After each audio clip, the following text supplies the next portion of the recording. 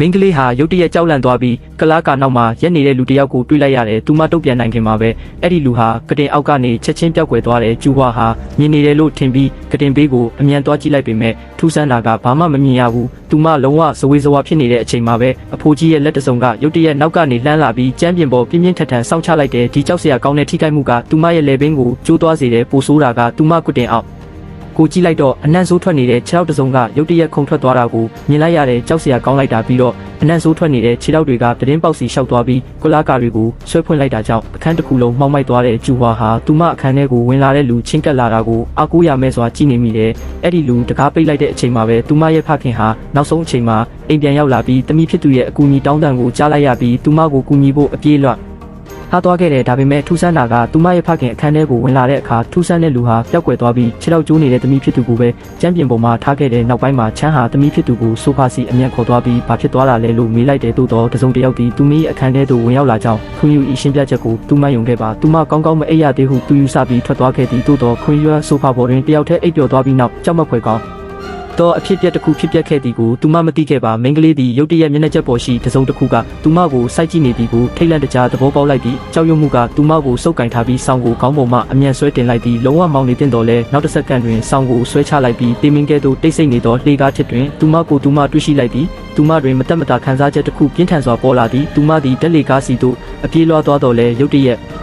်ကြောပြင်မှချမ်းစိမ့်စိမ့်ဖြစ်လာသည်သူမလက်မကြည့်ရဲပဲအော်ဟစ်တန်ဖြစ်မှောင်မိုက်နေသောအခန်းထဲသို့တွန်းပို့ခံလိုက်ရသည်သူမမြေပြင်ပေါ်သို့လေးလံစွာလဲကျသွားတော့လဲသူမတုတ်ပြန်နိုင်ခြင်းမပြုမီမျက်နှာမဲ့အမျိုးသမီးတဦးတွားလာသည်မိန်းကလေးသည်အကူအညီတောင်းပြီးကျမ်းပြင်ပေါ်သို့ထုရိုက်လိုက်သည်ရှင်တန်လိုသောသူမ၏ခိုင်မာသောဆန္ဒကသူမ၏အိပ်ပျော်နေသောခန္ဓာကိုယ်ကိုလိုထစေခဲ့သည်နောက်ဆုံးတွင်သူမ၏ဖခင်သည်တစ်တာပြကိုရိုက်တံကိုကြားလိုက်ရပြီးသမီးဖြစ်သူ၏အခန်းထဲသို့အပြေးလွှာဝင်သွာ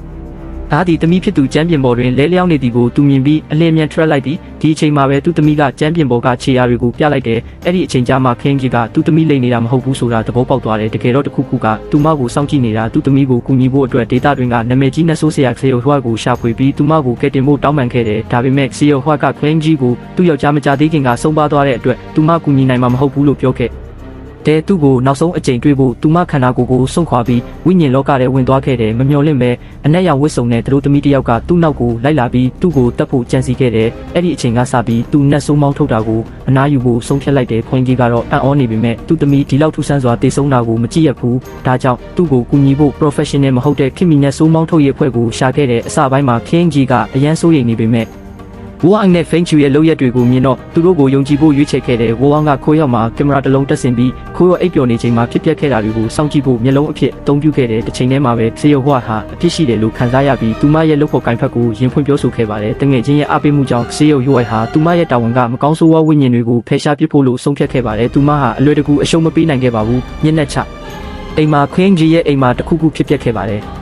တခုခုမှားယွင်းနေပါတယ်ခရီးရွာဟာအမှန်တကယ်ပဲတခုခုရဲ့ထိန်းချုပ်မှုကိုခံနေရပါတယ်။သူမရဲ့လက်ချောင်းကိုလှိဖြတ်တော့မဲ့အချိန်မှာချက်ဖိန်ကပြက်ပြက်တသားခုံအုပ်ပြီးသူမကိုချီနှောင်ခဲ့ပါတယ်။ညီကိုဖင်ကချက်ဖိန်ရဲ့အိုးလုံးကိုနှက်ဆိုးကိုနှင်ထုတ်ဖို့တိုက်တွန်းခဲ့ပေမဲ့အားလုံးအံ့အားသင့်သွားခဲ့ပြီးနှစ်ယောက်စလုံးကမြင်နိုင်ပေမဲ့နှင်ထုတ်လို့မရဘူးလို့ပြောဆိုခဲ့ကြပါတယ်။ညီကိုခင်းကချက်ချင်းပဲဒေါသထွက်ပြီးသူတို့ကိုနှင်ထုတ်ဖို့ကြိုးစားခဲ့ပါတယ်။ကံကောင်းထောက်မစွာပဲဆေးရုံကနောက်ဆုံးတော့ရောက်လာခဲ့ပါတယ်ခရီးဝါကိုကူညီနိုင်မယ်လို့ယုံကြည်တဲ့အတွက်ချက်ဖိန်ဟာမြင်နိုင်တယ်လို့ကြားသိခဲ့ရလို့သူတို့ကိုတင်ထားခဲ့ပါတယ်ချက်ဖိန်ရဲ့စွမ်းရည်တွေကိုအသုံးပြုပြီးဇာယောဟာတခြားကဘာကသူမရဲ့အတွေ့အကြုံကိုမြင်အောင်ခဲ့ပါတယ်မကောင်းဆိုးဝါးဝိညာဉ်နဲ့အပြင်းထန်တိုက်ပွဲဝင်ပြီးနောက်ဆေးရုံဟာခရီးဝါကိုနောက်ဆုံးတော့ကယ်တင်ခဲ့ပါတယ်ဒါပေမဲ့မမျှော်လင့်ပဲနောက်ဆုံးအချိန်မှာခရီးဝါကိုထပ်မံဖမ်းဆီးခံခဲ့ရပါတယ်ခရီးဝါထာဝရပျောက်ဆုံးတော့မဲ့အချိန်မှာပဲအကိုခင်း